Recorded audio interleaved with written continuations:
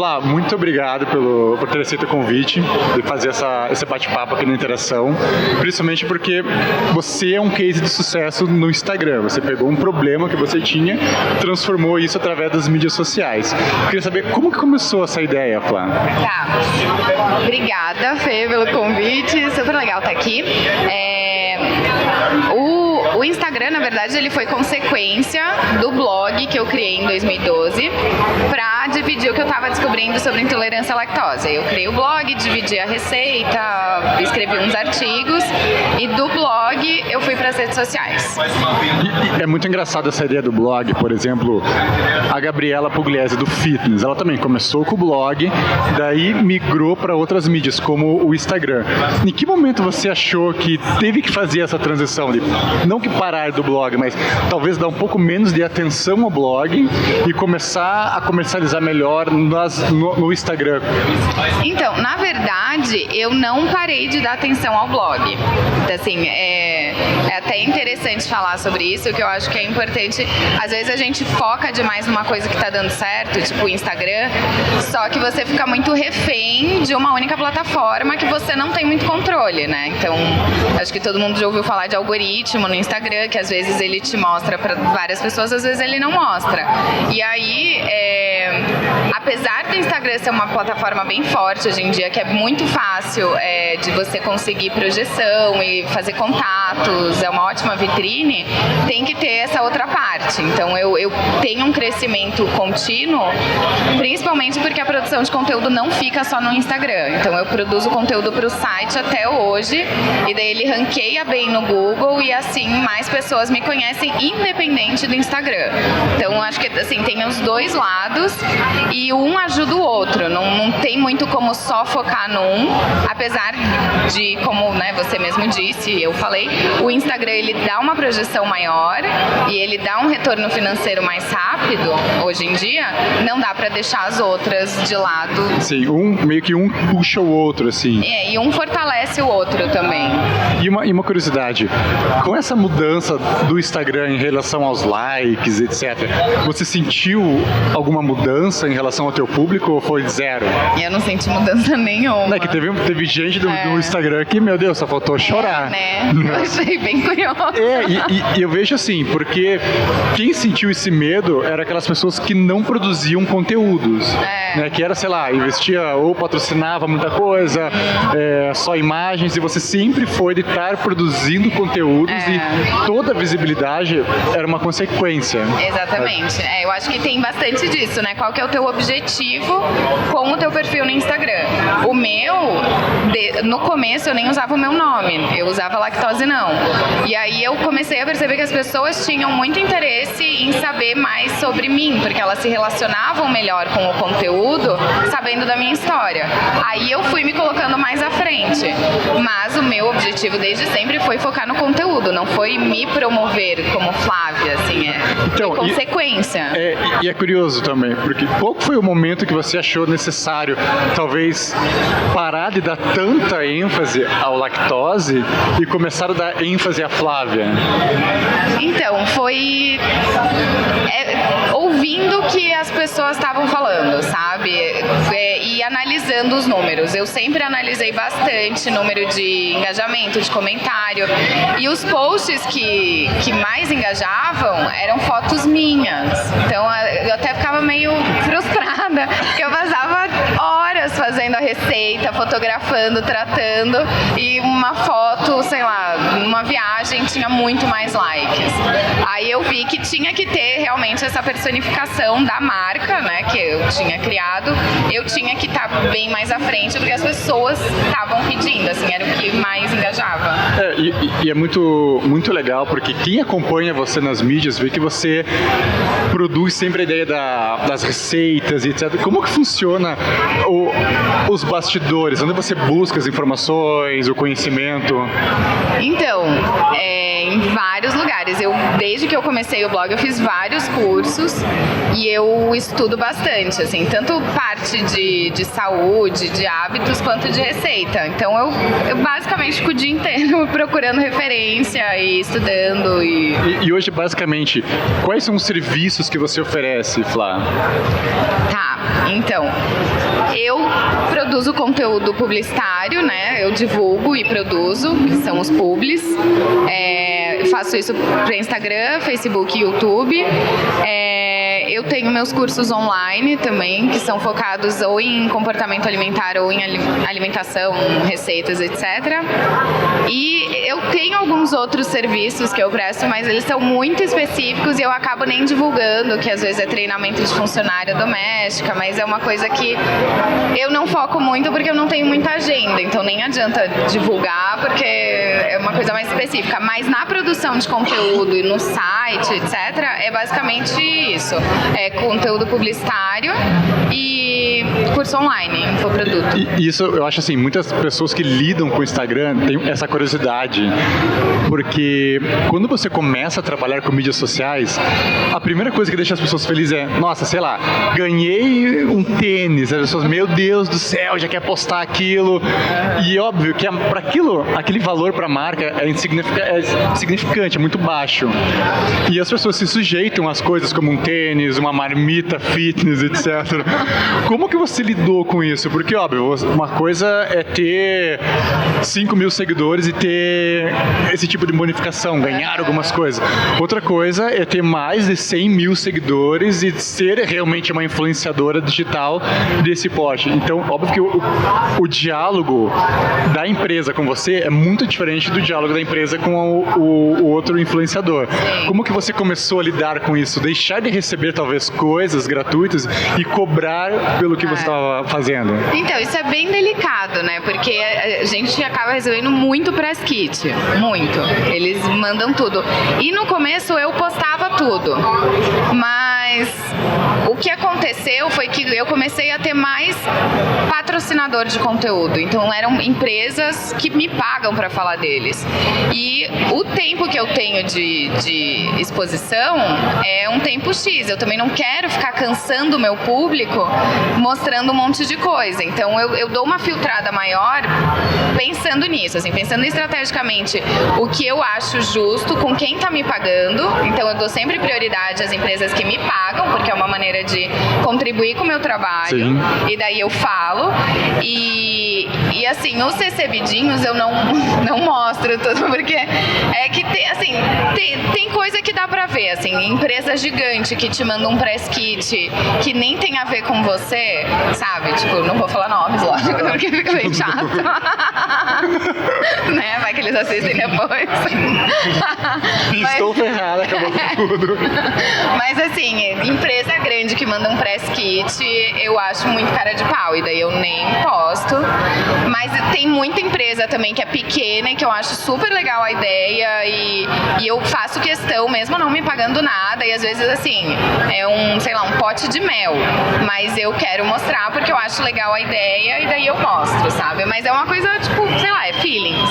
E imagino que, óbvio, você recebe muita coisas desse tipo, e esse teu filtro, às vezes, sei lá, acontece de um próprio patrocinador te enviar um produto que você não acredita muito naquilo.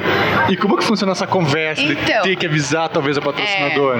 Eu tenho um relacionamento super bom com os meus clientes, assim, e às vezes eles sugerem, tipo, a pauta desse mês vamos falar de tal coisa.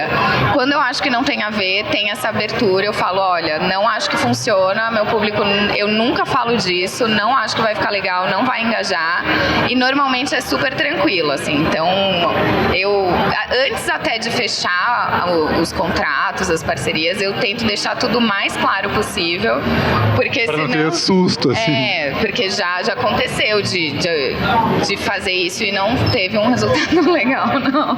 Outra coisa, é muito legal a tua história, ver como que você começou lá em Curitiba e chegar a São Paulo, né? Que você teve que tomar essa decisão de, sei lá, Curitiba já não suportava talvez mais o crescimento que você estava tendo.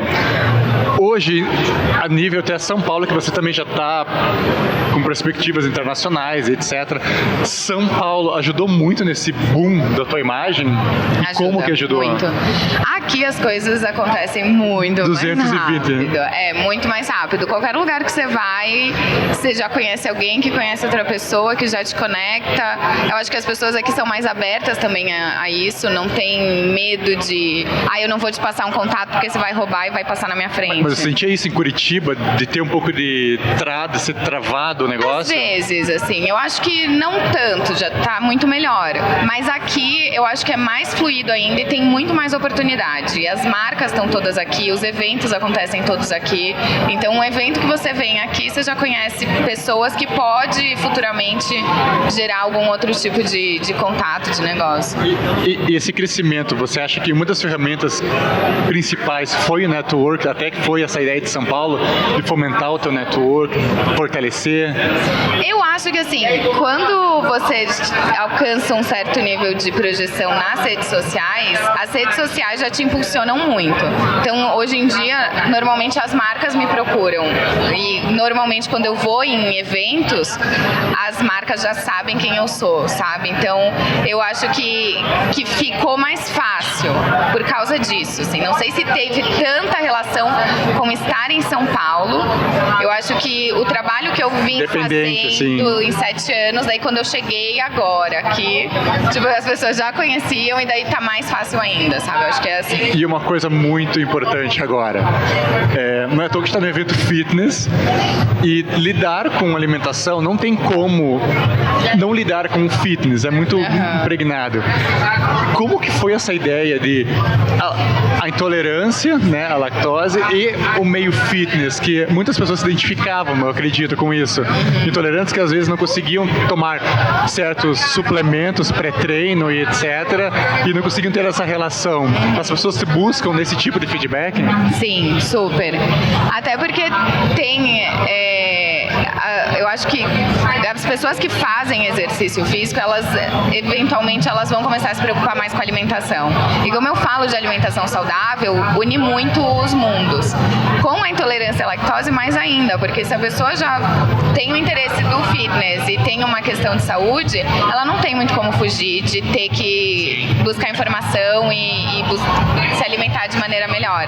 Então tem super a ver, assim, os três. E você, tipo, defende sempre aquela ideia, né, porque eu te acompanho, de comer comida, mastigar, né? E o fitness tem esse negócio de querer puxar muito pro industrializado, pro solúvel, pro rápido.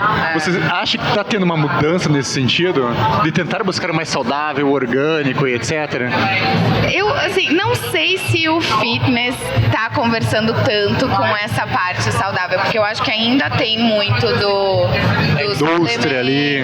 Eu acho que a indústria tá percebendo que se fizer produtos mais naturais, com menos aditivos, com adoçantes mais naturais, né? Outros tipos de adoçante, não só aspartame, etc., sucralose, eles têm uma entrada com um outro público, sabe? Eu acho que a indústria tá percebendo que tem um movimento acontecendo, mas não sei se tá tão na galera que tá na academia, sabe? Eu acho que praticante ali. Eu acho que quem tá praticando ainda tá um pouco nessa mentalidade e até desse teu público, dos intolerantes ali, muitas pessoas não sabiam, na verdade, que eram intolerantes à lactose. E conforme você foi ajudando a difundir essa busca de conhecimento, às vezes você não sabe, mas vai lá fazer um exame, etc. Você percebe que teve um aumento significativo de pessoas com essa intolerância, ou continua o mesmo ainda? Eu acho que é questão da informação, sabe? Tipo, as pessoas estão sabendo que isso existe. Eu acho que as pessoas já tinham problemas digestivos por muito tempo, mas hoje em dia elas sabem relacionavam a outras coisas. Exatamente. Então eu acho que daí parece que tem mais. Mas eu acho que é só a questão da informação mesmo. Quando você sabe que existe aquilo, aí você pode procurar para ver se é seu caso, sabe assim? E eu percebo que também as pessoas que não sabem que são intolerantes e tem aquilo, putz, tem um desconforto intestinal, uma dor de cabeça e etc. Mesmo sabendo, parece que não levam muito em consideração, né? Preferem, é mais uma dor de cabeça que eu já tenho e etc. e lidam com isso. daí eu fico pensando, será que é uma preguiça de mudar o estilo de vida? Ou realmente tem algo segurando ali? Não, eu acho que são várias coisas. Eu acho que primeiro as pessoas acham que é normal ter dor todo dia. Eu relaciono isso ao estresse, ao trabalho, à rotina. Porque todo mundo tem, sabe? Todo mundo tem azia, todo mundo tem dor na barriga, todo mundo, sei lá, tem. As mulheres, principalmente, vão viajar e ficam 10 dias sem ir no banheiro. E não é normal, nem um pouco normal. E é super normal ver um homem e uma mulher conversando, eu vou no banheiro. E a mulher, tipo, eu não vou tanto no banheiro, coisas assim. E como se fosse normal, e não é normal nada disso. Então eu acho que às vezes as pessoas, porque todo mundo sente, a pessoa acha que é normal e daí não vai investigar. E aí tem o outro lado. Daí quando você descobre que tem alguma coisa e que se você tomar responsabilidade você consegue melhorar, aí tem que ter uma mudança de mindset mesmo, e depende muito da pessoa e depende muito do caso. Se a pessoa tá muito mal, ela não tem muita escolha, assim. Quer dizer, ela tem escolha. Ou ela escolhe ficar mal, ou ela escolhe fazer alguma coisa diferente.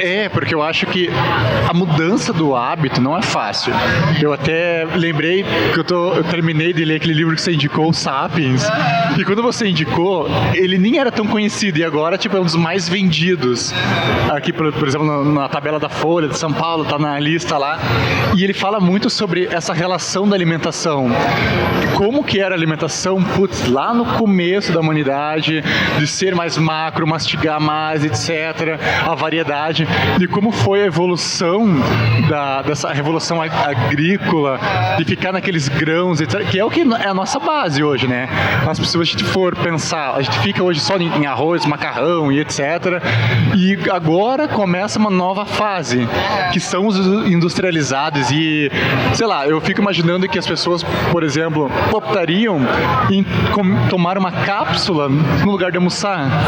Por quê? Porque relacionam não a algo que não querem mastigar, não, mas a isso, o estresse, a pressa, a raiva, e tem uma ligação muito forte com isso, não tem? Tem super. Eu falo bastante sobre isso, assim, eu acho que a gente tem que resgatar o ato de cozinhar e o ato de comer como era antes, assim, não fingindo que não teve avanços, porque tem muita coisa maravilhosa que a gente tem acesso hoje em dia e que ajuda muito, mas a gente tem que se reconectar com o processo inteiro, sabe? Tipo, porque daí a gente começa a entender o impacto de tudo. Então, porque se você, sei lá, vai ter que matar a galinha pra comer, é outro relacionamento que você vai ter com aquele frango, sabe? Que você vai comer depois. Exato. Ou nem precisa ir tão longe, assim, mas se você vai na feira, ou você, sei lá, escolhe fazer um bolo, por exemplo, em vez de comprar um bolo pronto, você faz o seu bolo, e aí você vê que na receita pede 3 xícaras de açúcar, quando você comer, você já tem uma outra ideia, sabe? Ou quando você vai, sei lá, se você for fazer leite condensado em casa, para 1 litro de leite, você vai ter que colocar 1 quilo de açúcar. Aí você vai ter um outro relacionamento do que você pegar a latinha de leite condensado e abrir. Então, quando você começa a se envolver mais com isso, eu acho que a sua visão das coisas vai mudando. E daí eu acho que é um processo que vai afetar tudo. Fica até mais fácil você mudar os seus hábitos quando você procura mais conhecimento. E isso me lembra muito a relação que eu faço com calistenia, por exemplo. Não só porque eu amo, gosto de fazer calistenia, mas é porque eu tento trazer as pessoas lá para a base do treinamento, que é saber fazer um agachamento, saber fazer uma flexão, ficar na prancha, que são as bases calistênicas. E você tenta fazer isso com alimentação, que é voltar a ter o prazer em cozinhar, sabe? Entender o alimento, o porquê daquilo, por que te faz mal e etc. Então eu vejo uma proximidade na proposta, entende? Porque eu acho que fica mais fácil para a pessoa entender e assimilar aquilo quando ela entende o fundamento, né? O básico. Tipo, é muito mais fácil fazer um movimento mais complexo se você tem um core mais, né? Exatamente. Para estabilizar o movimento. Então, aí é a mesma coisa da alimentação. Se você tem uma noção, se você sabe o básico de cozinhar, ou você sabe o básico do alimento, tipo, o que você... Ou mais simples ainda, se você consegue entender quando você tá com fome e quando você não está, já tá ótimo, né? Porque às vezes fica, não, tem que comer de 3 em 3 horas, mas se você não tiver com fome. Não vai empurrar a comida, exato. Flá, o tempo é curto, foi só um bate-papo rápido, mas tipo, adorei o bate-papo, adorei conversar. E primeiro que é muito legal, porque eu gosto do Instagram, de ficar lá viciado. Tem muita gente que gosta do Instagram, então... Que bom, continuem gostando. E na verdade, deixou de ser um lazer para ser um business, né, Flá? Então, e você domina isso porque, cara, você é uma das poucas pessoas que eu conheço que leva isso a sério no questão de business, negócio mesmo, ganhando dinheiro com o Instagram, não tipo marmita com o Instagram, sabe? Você ganha dinheiro com o Instagram. Então eu fico muito feliz de você ter aceito o convite. Obrigada, Fê, eu amei. Obrigada. E vou deixar aberto para quem tiver alguma entrevista, alguma pergunta, principalmente sobre Instagram, como ganhar dinheiro com o Instagram. Fiquem à vontade para Flávia aqui.